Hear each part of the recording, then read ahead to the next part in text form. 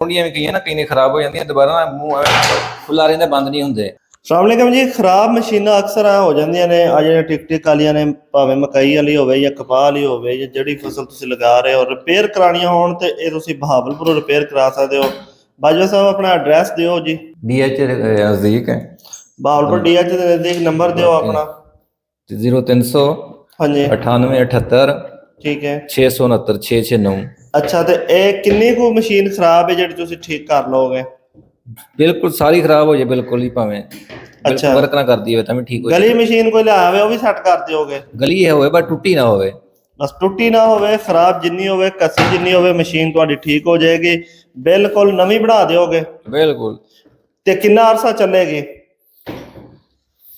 ਉਹਨੂੰ ਸਹੀ ਤਰ੍ਹਾਂ ਚਲਾਈ ਰੱਖੋ, ਪਾਣੀ ਤੋਂ ਬਚਾਈ ਰੱਖੋ, ਤੇ ਫਿਰ ਭਾਵੇਂ 500 ਏਕੜ ਲਾ ਲਓ ਨਾਲ, ਫਿਰ ਦੁਬਾਰਾ ਮਤਲਬ ਬਿਲਕੁਲ ਨਵੀਂ ਦੀ 0 ਮੀਟਰ ਕਰ ਜ਼ੀਰੋ ਤਰ੍ਹਾਂ ਹੋ ਜਾਏਗੀ। ਬਲਕਿ ਕੀ ਨਾਮ ਹੈ, ਚੁੰਡੀਆਂ ਵੀ ਕਈਆਂ ਨਾ ਕਈ ਨੇ ਖਰਾਬ ਹੋ ਜਾਂਦੀਆਂ, ਦੁਬਾਰਾ ਨਾ ਮੂੰਹ ਖੁੱਲਾ ਰਹਿੰਦਾ, ਬੰਦ ਨਹੀਂ ਹੁੰਦੇ। ਸਪਰਿੰਗ ਵੀ ਠੀਕ ਹੁੰਦਾ, ਨਵਾਂ ਪਾ ਲਓ ਤਾਂ ਵੀ ਐਵੇਂ ਫਸਦੇ ਨੇ, ਬੰਦ ਹੁੰਦੇ ਨੇ। ਇਹ ਵੀ ਰਿਪੇਅਰ ਕਰ ਲੈਂਦੇ ਆਪਾਂ। ਠੀਕ ਹੈ, ਮਤਲਬ ਇਹਦਾ ਬਿਹਤਰੀਨ ਕਿਸਮ ਦਾ ਕੰਮ। ਬਿਹਤਰੀਨ। ਠੀਕ ਹੈ ਜੀ, ਆ ਅਸੀਂ ਕੰਮ ਕਰਾਇਆ ਆਪਣੇ ਮਸ਼ੀਨਾਂ ਦਾ, ਤੇ ਹੁਣ ਸੀਜ਼ਨ ਸ਼ੁਰੂ ਹੋਣ ਵਾਲਾ। ਤੁਸੀਂ ਵੀ ਕਰਾਉਣਾ ਤੇ ਮਸ਼ੀਨ ਤੁਸੀਂ ਭੇਜ ਸਕਦੇ ਹੋ, ਨੰਬਰ ਤੁਹਾਨੂੰ ਦੇ ਦਿੱਤਾ ਹੈ। ਅੱਲਾ ਹਾਫਿਜ਼।